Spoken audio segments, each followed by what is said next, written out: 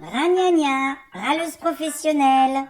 Une information chaque jour qui prouve qu'on est pris pour des cons. Salut tout le monde. Bienvenue sur ma chaîne, je suis Ragnagna. Je vais vous informer de ce qui s'est passé d'insolite au mois de septembre 2023. Bon, chaque semaine, on va faire dorénavant les infos insolites de la semaine. Voilà. Alors, il y a toujours quelque chose à redire. Merci d'abord de liker cette chaîne et de vous abonner en cliquant sur la petite cloche qui est là en dessous. Hein? Merci beaucoup, ça permet de me faire connaître et de me motiver à revenir régulièrement pour vous faire rire ou vous faire chialer. J'en sais rien, je sais plus. Je sais plus si ça fait rire, pleurer, si on a envie de mourir, enfin j'en sais rien. Alors, première info insolite du mois de septembre. Bon, ma fille, de temps en temps, elle va réagir. Fracasse. Salut les amis, moi je suis la fille de Ragnagna. Fracasse, je fracasse tout le monde. Ouais. Alors, première petite info insolite. Le bizutage. Ensuite, nous allons parler de la vente à perte dans les stations essence. Après des rats, les punaises, etc. Ensuite, de ce que le gouvernement et l'Élysée a claqué pour recevoir Charles, le pape. Et aujourd'hui, il a reçu un groupe pour chanter à l'Élysée encore sur votre pognon. Sur le fric des Français, évidemment, ce n'est pas de sa poche que ça sort. Et nous allons terminer par la petite pépite sur la noix de coco avec le nouveau coco qui sort et ce cher médecin de plateau qui est passé sur RTL. Bref, on va se marrer ou chialer. Première info. Alors, il y a un mec qui est en médecine, complètement débile. Hein? Je compte pas me faire soigner par lui plus tard. En fait, le bizutage existe toujours. Alors, le bizutage, c'est quand vous êtes à l'université et puis que vous devez passer une petite soirée un petit peu spéciale. On vous fait faire des choses un petit peu spéciales. Alors, le mec, il a avalé une souris. Ouais, un étudiant en médecine, me semble-t-il que c'était en médecine. Dites-moi si je me trompe dans les commentaires. Un étudiant en médecine se fait bisuter, donc en général ils sont alcoolisés. On a pu savoir ce qu'ils font, soi-disant. On va mettre ça sur le compte de l'alcool. Et le mec, il mange une souris vivante devant ses petits camarades. Tout ça pour se faire accepter du groupe. Alors mec, si tu veux te faire accepter d'un groupe, c'est en donnant tes vraies opinions, en étant toi-même, et non pas en étant le mec,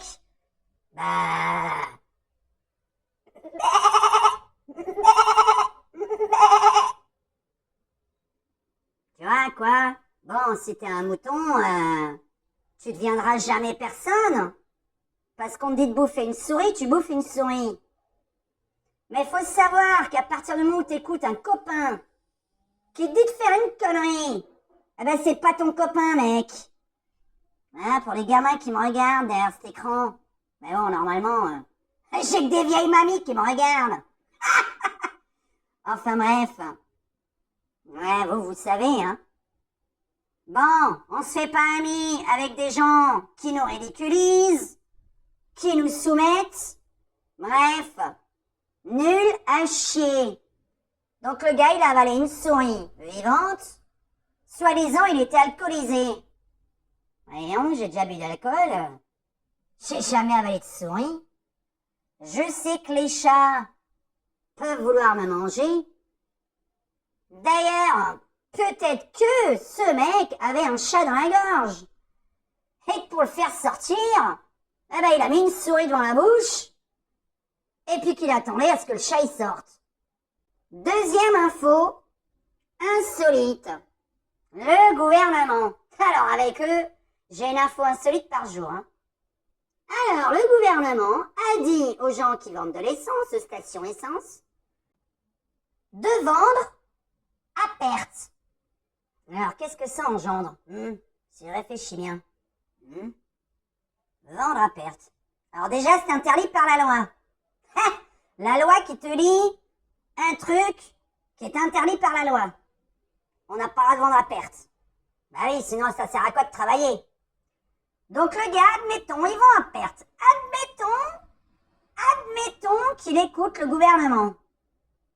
Ça veut dire qu'il va dire quoi derrière? Il va dire à ses employés, écoutez, comme je lui vends à perte, bon, je vais vous demander une chose, vous les employés de France, eh bien, je ne vous paye pas, je ne vous donne pas de salaire à la fin des mois, parce que je vais lui vendre à perte, que je peux pas payer le loyer de ma station, et donc je peux pas vous rémunérer non plus. Est-ce que c'est à ça que le gouvernement va en arriver? C'est-à-dire, moi qui ai du pif, ouais, j'ai du pif, ça veut dire la grève des stations essence. C'est tout ce que ça veut dire. Donc, on vend pas à perte parce qu'on n'a pas l'intention non plus de pas payer ses employés. Parce que moi, j'imagine que c'est pour en arriver à ça. C'est-à-dire, ils vont dire, comme vous faites pas de bénéfices, vous n'arrivez pas à payer votre loyer non plus, vous n'arrivez pas à payer les employés. C'est pour faire quoi, ça? Pour faire couler les stations essence. Et qu'est-ce que ma maman, elle a dit sur sa chaîne? Parce que ma maman, elle est médium. Bon, moi aussi, un petit peu. Alors, ma maman, sur sa chaîne, elle a dit qu'à un moment donné, il n'y aurait plus l'essence.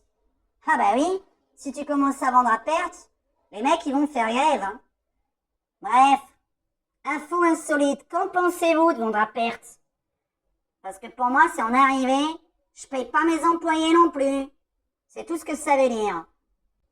Troisième info insolite. Alors, avant, il y avait les rats à Paris. Bon, ça, c'est parce qu'il y avait plein de poubelles. On avait une raison. Aujourd'hui, nous avons des punaises de lit, des moustiques tigres, des fourmis de feu, et à chaque fois, ça vient dans les valises. Donc, ok, c'est pas du tout par rapport à la propreté. Admettons que ça n'a rien à voir avec la propreté. Ça vient dans les valoches. Si ça vient dans les valises. À chaque fois, une maladie, un virus, une bestiole, ça vient dans les valises. Et tout le monde dit, voilà, c'est venu dans les valises, on peut rien faire. Mais dites-moi, ce qui est marrant, c'est que tout arrive en même temps. Alors moi, je me pose des questions comme je m'en pose tout le temps. Je vais vous laisser réfléchir. Ne fait-on pas un petit rapprochement? Qu'est-ce qui se passe en ce moment, là, depuis quelques mois, en France? Non? Aucun rapprochement? Bon, on ne dira rien. Alors c'est normal, vous aurez des punaises de lit, des fourmis de feu, des moustiques tigres. Ça vient dans les valises. On se demande lesquelles? Bref, c'était pour vous inventer encore. Eh ben, vous inventez, non, c'est pas une invention. Mais maintenant, ça va vous faire claquer du pognon, puisque les mecs qui étudient ce genre de bestioles, comme par hasard, ils ont le remède. Ils vendent eux-mêmes le remède. Je te porte une maladie, et je te vends le remède. Je dis ça, je dis rien.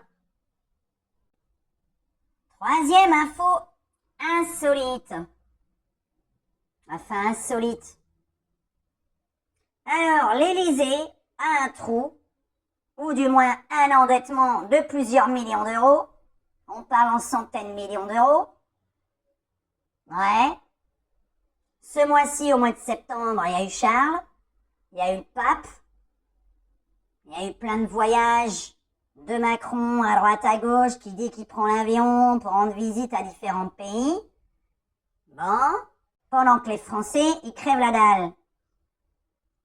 Alors, est-ce que c'était obligé de recevoir le roi Charles? Non. Ensuite, ils disent oui, mais ça fait de la publicité pour les viticulteurs de France, pour vendre dans le monde, hein, pour les vêtements français, blablabli, blablabla. Ok. Dites-moi, pourquoi c'est Rothschild, les vins Rothschild, qui ont offert? Soi-disant, les vins étaient offerts. Vous savez, la bouteille à 2800 balles. À ce qui paraît, ce n'est pas vous qui l'avez payé. Admettons. Il n'y a pas de souci. Pourquoi c'est Rothschild? Pourquoi c'est pas les petits producteurs? Hein? Vous voulez faire de la pub à la France? Ben faites la pub pour les petits producteurs. Alors ils disent oui, ça va faire travailler les viticulteurs. Dior, Chanel, ils travaillent déjà. Ils n'ont pas besoin de publicité. Si vous faites travailler la France, eh ben vous mettez en avant les petits producteurs, les petits stylistes, les petits couturiers. Vous les faites connaître. Hein? Non, parce que Dior, Chanel et Rothschild n'ont pas besoin de publicité dans le monde.